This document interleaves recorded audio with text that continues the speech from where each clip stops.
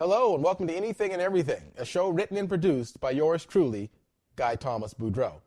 This radio show is essentially a way to bring light to everyday issues that are good, bad, or indifferent. Our goal here at the show is to always deliver interesting and thought-provoking content to our listeners.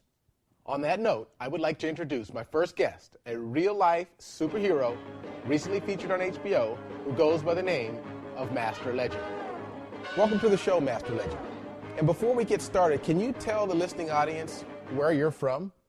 I was born in New Orleans, Louisiana. So I was there mainly for my first 20 years, but I've traveled around a lot. But in the first 20 years, I've been there for 20 years, and then after traveling around a bit, I came to Florida and been here since then, but mainly, just as my main place of stay, but I travel around a little bit. Were you an active participant when Katrina hit Louisiana? I wasn't out there then, no. I wasn't out there for that, no. I did receive an award here in Florida for helping out Hurricane Charlie and saving some lives and all that there. I got a certificate of commendation from the Orange County Sheriff's Department. But yeah, as for that Katrina, I was not there. Guess I was kind of lucky. So tell me a little bit about what inspires you to be a real-time, real-life superhero. See, what happened to me is long ago as a young kid, I was badly abused, and I didn't like. It's a long story to it, and my daddy was a Ku Klux Klan man, and he used to put me in fighting classes and stuff too, and then he used to beat me up all the time too, to make the story short.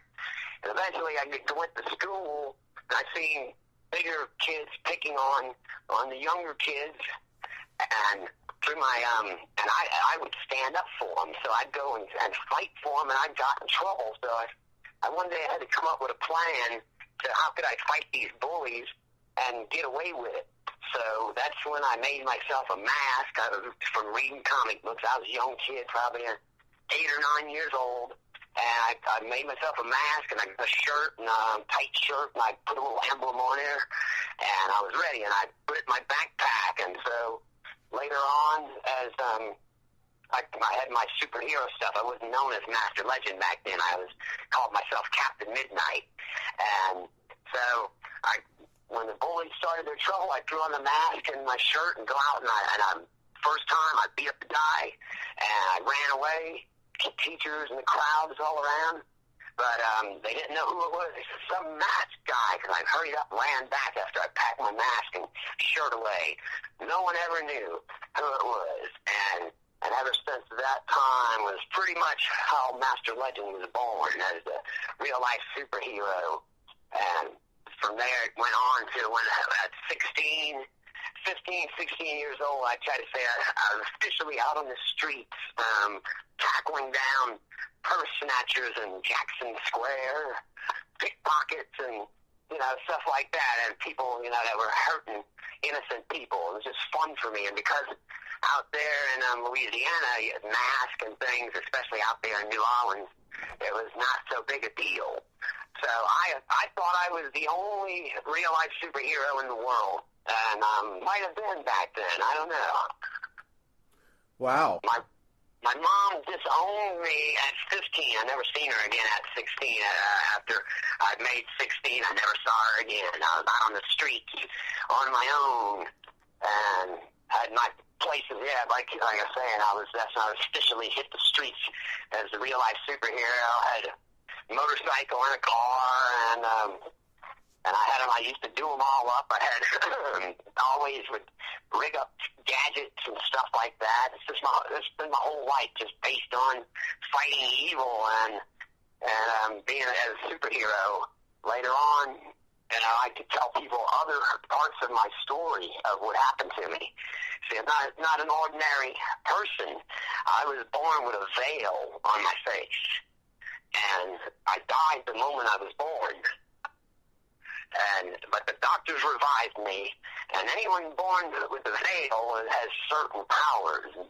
And I have some certain metaphysical powers, and this is where people go, oh, now he's talking crazy, I don't want to hear it.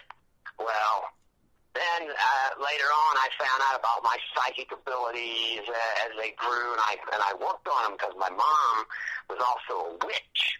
So she helped me out by just studying up. She wasn't really a nice lady, but just reading her books and seeing how the stuff went. Well, taking those abilities, using them for good.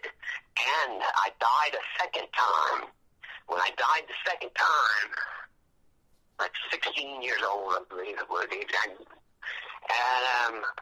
well, what happened to me was I was revealed to me is the truth, not no lights at the end of a tunnel and all that, but the truth of what life and everything, and how all the energies and everything of this whole universe is, and how that's, I can go on and tell you a lot about it, is all composed and everything.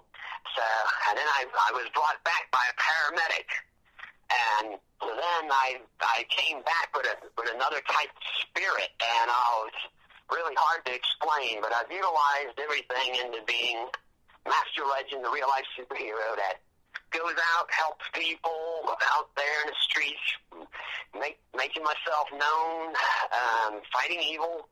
A lot of battles I've fought in my time. Not no sissy boy fights, real fighting. That's for sure. But I can go on and tell you so many stories, so. What was one of your scariest moments as a crime fighter? Scariest moments? The scariest moment for me is when the law turns against me.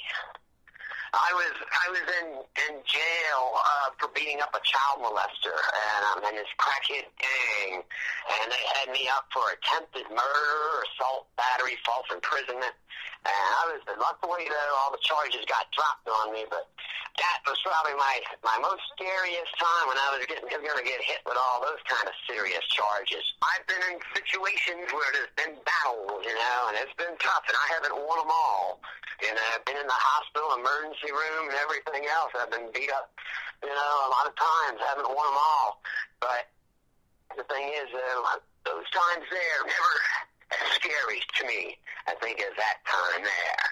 When as a superhero, because of the results of being a superhero, when the law and all that, it turned against me, and they didn't want to hear my side of the story or not, and just quickly ready to, saying I was going to get life and all that. That's scary stuff right there. I'd rather be fighting the whole gang than hearing that. Now, I understand you have some friends that are also superheroes. Maybe you can shed some light on where they live, names and whatnot, and how you guys all came together as a group. Well, the real-life superheroes here in Florida I can tell you about, we're known as the Justice Crusaders, and we met pretty much on the internet. That's how I wound up meeting all these other people around the world now that there is. Superheroes is growing. It's a growing thing. I kind of helped carve it out from the beginning, I think, when I got Rolling Stone magazine. I made it in there. And that kind of really sent a good wave around the world. I've done endless interviews, but anyway, though, that's where people all got together on the internet, pretty much. That's how, and a lot of them were just like me. They thought they were the only ones. So I got on the internet one day, and I was like, well, this was a little over 8 years ago. And that's when I made my big debut, and it's been going good ever since around the world. And so that's how it happened. And I just wrote, are there real-life superheroes? And I seen a thing about Mr. Silent. And he was a guy that patrolled the neighborhoods with a mask. And then I saw there was other people, and they had clubs and stuff. At first, I was really happy. I was like, wow, look at there. And I still am happy about it. But then later on in the old internet world, there's weird people, that's got to mess up a good thing. and that kind of stuff happens. Fakers, posers, and you start to see, a good thing gets ruined because of these kind of fakers and posers and imposters that came along. So, just a little history of it all for you. What makes somebody an imposter, in your opinion? Well, on the internet, it's a person that's pretending to be a superhero, but they don't really help nobody out. They don't do anything. They just they don't even have any gear. They don't do anything at all. They've never been in any fights. They don't intend to be in any fights, but they're calling themselves superhero. And that's what happened after a while. A lot of imposters, role players, cosplayers is what they call them, started to infiltrate the good structure from the beginning. But, yeah, that's what happened. I could tell people that's an old history that I've been telling people about, the internet history. As for my days of meeting fellow superheroes, a lot of my friends back in Louisiana, they didn't mind having some kind of, fancy code name, but not all of them really wanted to dress up like I did. They were ready to go out there and fight in the streets with me, but not many of them really had to go. They go, see what, they didn't get it, But I've had a few that would dress up with me, and those are my old original friends that from way back, the Living Laser, and there was also the Hallucination, and they had tracked the streets with me for a while and used to dress up and all that too. We had good times, looking out for people, checking out, keeping our eyes open. That's what it was all about. So are you a pretty good investigator as well? I actually worked as an assistant to a bodyguard to a private investigator, so I've learned a lot of those skills and techniques. How do you make money at the end of the day? As for me, my money making is done by professional tree climber, and it's all my own business, self-employed. I have to stay self-employed. Superhero can't be on somebody else's call like that, and can't work, 40-hour week. It's hard to do. You can still be a superhero and do it, but as for me, there's times when disasters may hit or whenever my assistance may be needed, and, I just don't like to be held up. So as for me, yes, it's just I do carpentry work. I actually have a few customers that I've been doing stuff as helping them out, elderly people. It's hard to explain that because I do a lot of things, but I don't work for no regular job, that's for sure. And there's people I've been taking care of for over 20 years. I look over them. I've been their friend, and now really elderly, taking care of two people like that at this time, keeping them out of the old folks' home as long as I'm around. I'm chasing away the vultures. You probably know that situation. What is your relationship with your local police officers and law enforcement in the area? Well, like I say, I have an award, certificate of commendation from Orlando Sheriff's Department. Also, it's right there on the news. It was made front page news here in Orlando Sentinel. I was also on TV with Channel 2 News, popular news and channel here, and they talked to the police, and the police are there. It was said right on live news that Master Legends welcome and allowed to patrol the streets all he wants. We're also in Rolling Stones magazine? Yeah, good couple years back now. I forget the exact date. Almost 7 years ago, I think, 6 or 7 years ago. Not good with dates. It was a 9-page write-up there, centerfold and all that. A few documentaries, pretty much, actually a lot of them. Some of them unknown, but I did documentaries for all kinds of people. I've talked on the BBC. I've been a front page of Israeli Times, actually, and Switzerland, the Gothenburg Press, and then it's gotten around. people, it's funny, I was watching a show a friend of mine in Spain sent me, and about Master Legend, where I was on the HBO documentary there, that you may have seen me on.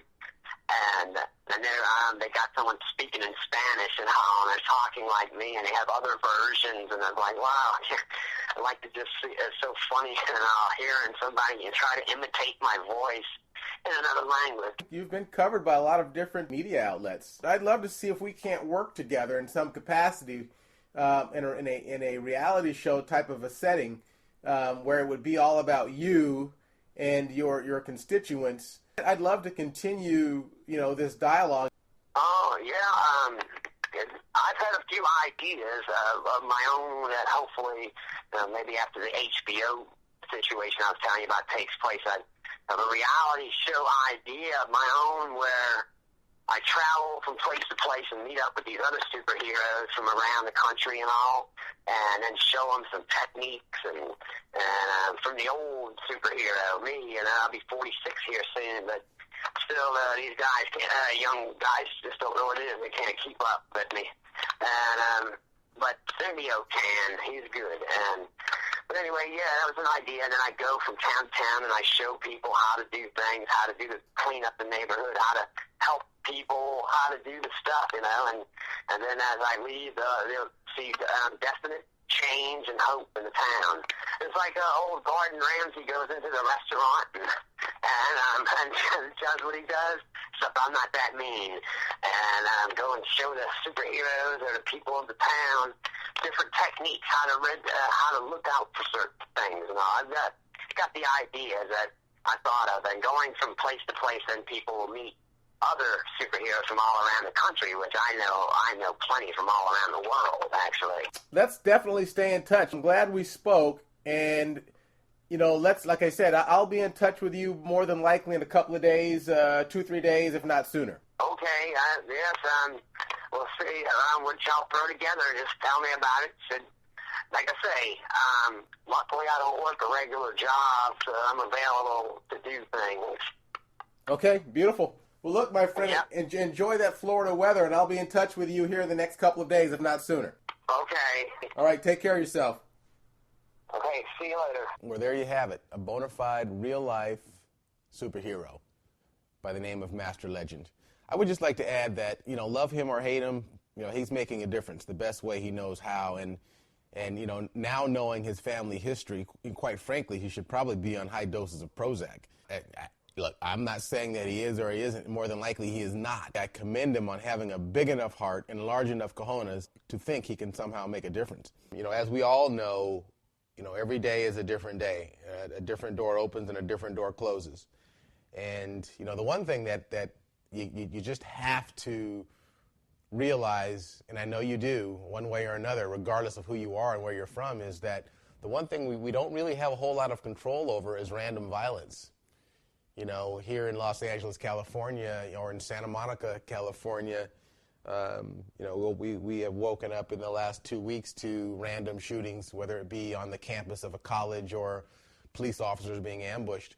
And the reality of life is that we don't really know who the person next to us is, or the person walking by us is. We don't know what their circumstances of life are, or what their life experiences are, and how they will articulate that.